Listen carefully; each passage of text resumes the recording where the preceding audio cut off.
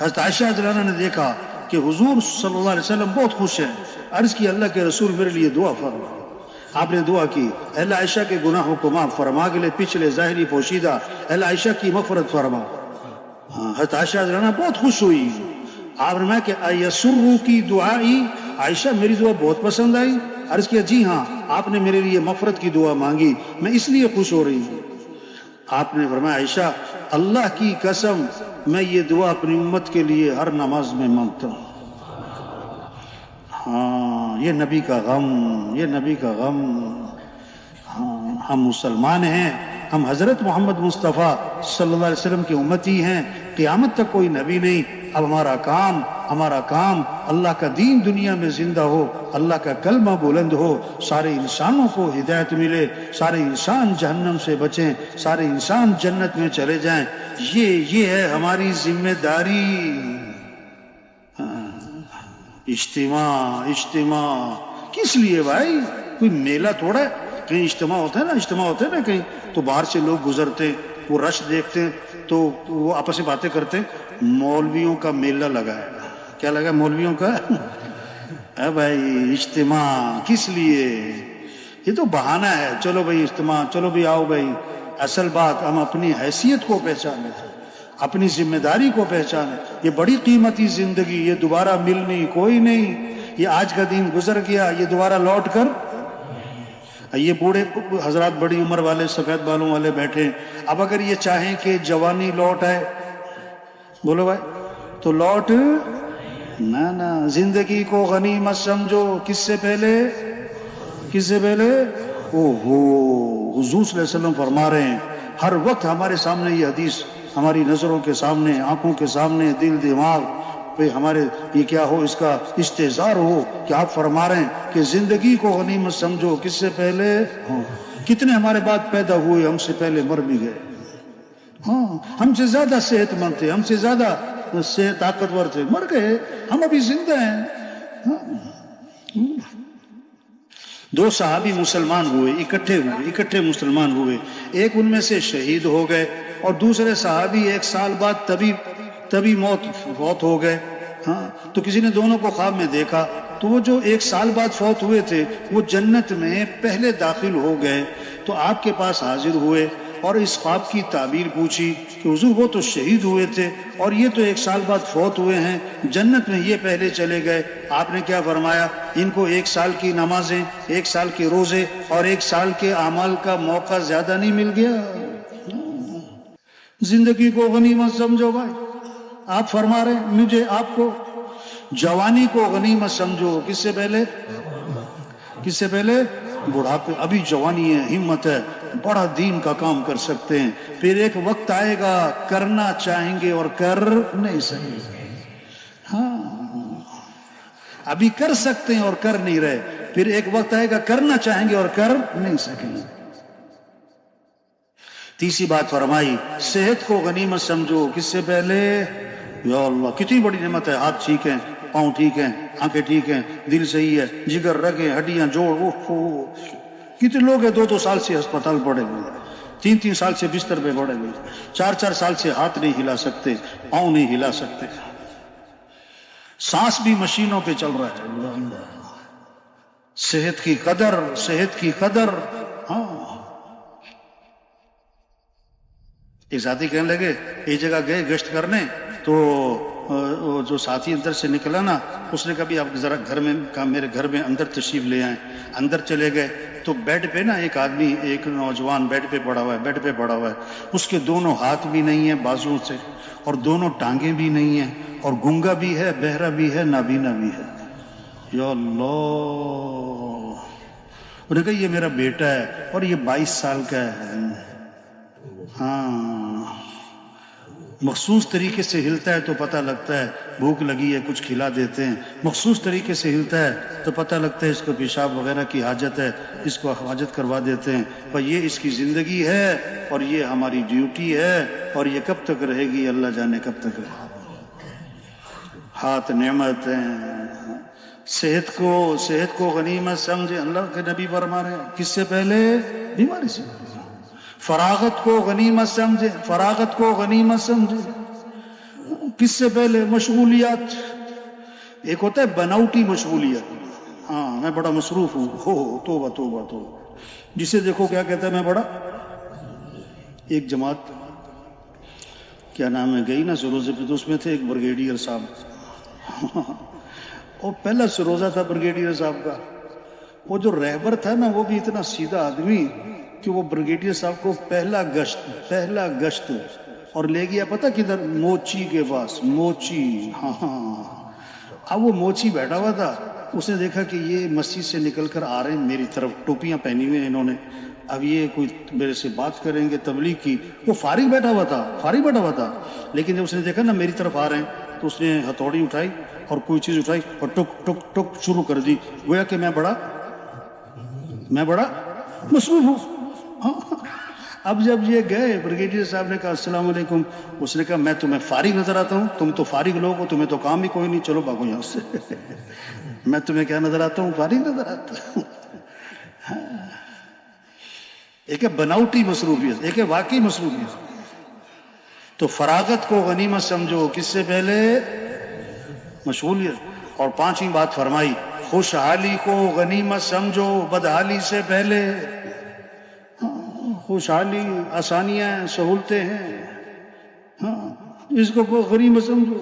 میاں بیوی کھانا کھانے بیٹھے نا، کتابوں میں قصہ لکھا ہے، تو اس کا خامن ذرا بڑا غصے والا، دروازے پہ دستک ہوئی، بھوکا ہوں، فقیر ہوں، مجھے کھانا کھلاؤ. اسے آیا غصہ، گیا اس کو کہا دفع ہو جائے یہاں.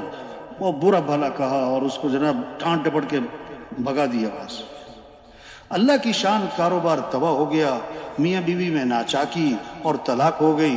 اب بیوی نے کہیں اور شادی کر لی، اپنے دوسرے خاوند کے ساتھ ایک دن بیٹھی کھانا کھا رہی، دروازے پہ دستک ہوئی، بھوکا ہوں، مجھے کھانا کھلا. اس نے کہا ہم بعد میں کھائیں گے، یہ روٹی پہلے فقیر کو دے آؤ. وہ روٹی لے کے دروازے پہ پہنچی، فقیر کے ہاتھ میں روٹی پکڑائی، اس کے چہرے پہ جو نظر پڑی تو چیخ نکل گئی، روٹی بھی واپس آئی. انہوں نے کہا کیا ہوا؟ انہوں نے کہا میرا پہلا خاوند تھا، ہم کھانا کھانے بیٹھے تھے، ایک فقیر دروازے پر آیا تھا، میرے خاوند نے اس کو دھکے دے کے نکال دیا تھا. آج یہ فقیر جو دروازے پر آیا ہے یہ میرا پہلا خاوند ہے. اس نے کہا بتاؤں میں کون ہوں؟ میں وہی فقیر ہوں جس کو دھکا دے کے نکالا تھا. خوشحالی کو غنیمت سمجھو، کس سے پہلے؟ تبلیغ کے مقصد زندگی کیا ہے بھائی؟ چلہ مبارک، ہاں 4 ماہ مبارک، سروزہ مبارک، یہاں میرا سروزہ لگا تھا، اجتماع میں آنا مبارک سر آنکھوں پر. لیکن بھائی تبلیغ میں کیا ہے کہ بھائی مقصد زندگی 3 چیزیں ہیں سمجھنے کی، 3 چیزیں ہیں سمجھانے کی. مقصد زندگی، ضروریات زندگی اور خواہشات زندگی. کیا کہا؟ سن رہے کہ سو رہے بھائی؟ سن رہے نا؟ کیا 3 چیزیں؟ کیا؟ مقصد زندگی اور ضروریات زندگی اور خواہشات زندگی. ہاں ضروریات زندگی کہتے ہیں جس میں آدمی بقدر ضرورت لگے اور بوقت ضرورت لگے. ضروریات زندگی کہتے ہیں جس میں آدمی بقدر ضرورت لگے اور بوقت ضرورت لگے. وہ 5 ہیں، کھانا ہے، لباس ہے، مکان ہے، شادی ہے، سواری ہے. یہ ضروریات زندگی ہیں، یہ مقصد زندگی نہیں ہے. ہاں جیسے سالن میں نمک نہ ہو تو ذائقہ نہیں بنتا، نمک زیادہ ہو جائے تو کڑوا بھی ہو جاتا ہے. اب یہ نہیں کہہ رہے نمک نہ ڈالو، یہ کہہ رہے بھی نمک تھوڑا سا ڈالنا بھائی.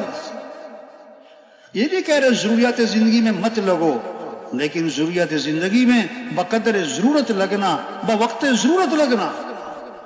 توبہ توبہ، آج زور لگ گیا کھانوں پر. سب سے زیادہ وقت مستورات کا کہاں لگ رہا ہے؟ باورچی خانے میں. گھروں میں سب سے زیادہ مشورہ کس چیز کا ہو رہا ہے؟ کھانے کا. آج کیا پکے گا؟ مرد گھر آتے ہیں سب سے پہلا سوال کرتے ہیں آج کیا پکا ہے، کیا پکا ہے. حضرت عائشہ رضی اللہ عنہا فرماتی ہیں ایک چاند اور دوسرا چاند اور تیسرا چاند بھی چڑھ جاتا تھا، ہمارے گھروں میں آگ نہیں جلتی، یعنی چولہا نہیں جلتا. گزارا کیسے ہوتا تھا؟ فرمایا کھجور اور پانی 2 مہینے. یا اللہ، ہاں زور لگ گیا کھانوں پر، اتنا کھاتے کہ اس کھانے کو ہضم کرنے کے لیے بھی کچھ کھانا ہی پڑتا ہے آج کل. توبہ توبہ. ہاں حضرت جابر رضی اللہ عنہ ہاں بازار سے 1 درہم کا گوشت خریدا. غور سے سنیں بھائی، بات کو سمجھیں میرے بھائی. ہاں حضرت جابر رضی اللہ عنہ بازار گئے، 1 درہم کا گوشت خریدا، واپس آ رہے، سامنے حضرت عمر رضی اللہ عنہ آ گئے.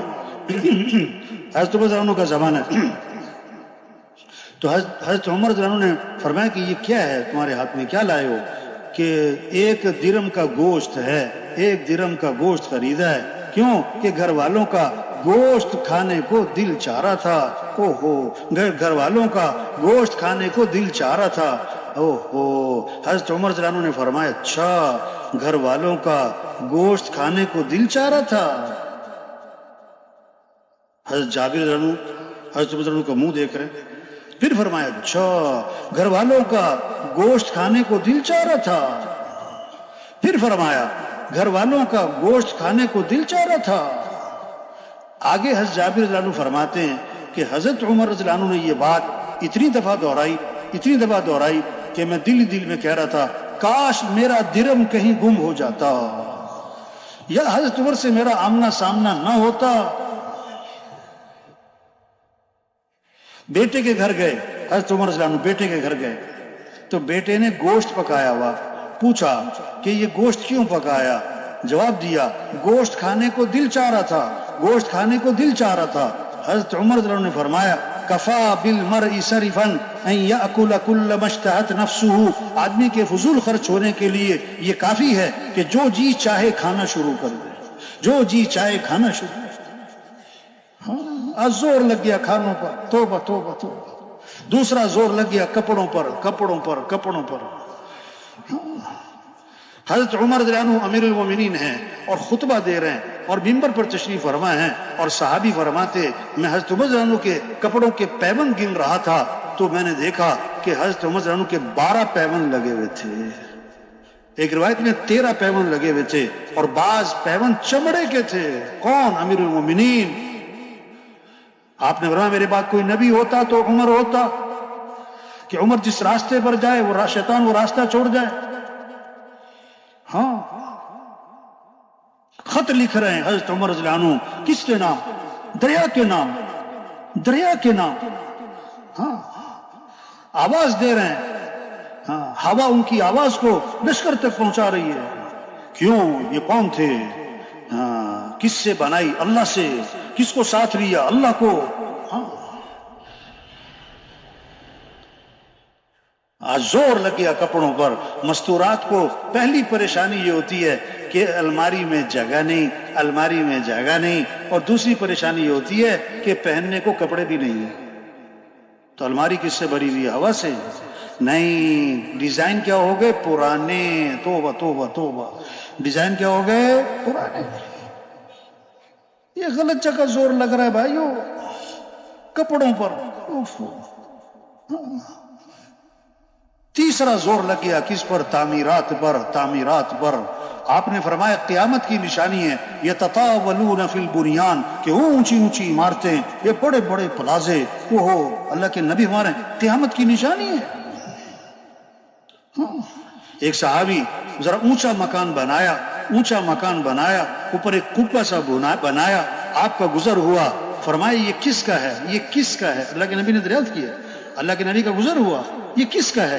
یہ کس نے بنایا ہے؟ جواب ملا فلاں احد من الانصار، انصار میں سے ایک صحابی. فسکت، آپ خاموش رہے. فحملها فی نفسه، لیکن دل میں اس بات کو رکھا. اچھا ایسے گھر بناتے ہیں. کچھ دنوں بعد صاحب خانہ حاضر خدمت ہوئے. آپ کو سلام کیا. آپ نے فاعرض عنہ، اعراض فرمایا، منہ پھیر لیا. حضور صلی اللہ علیہ وسلم سلام کا جواب نہیں دے رہے. پھر سلام کیا، فاعرض، پھر آپ نے اعراض فرما لیا.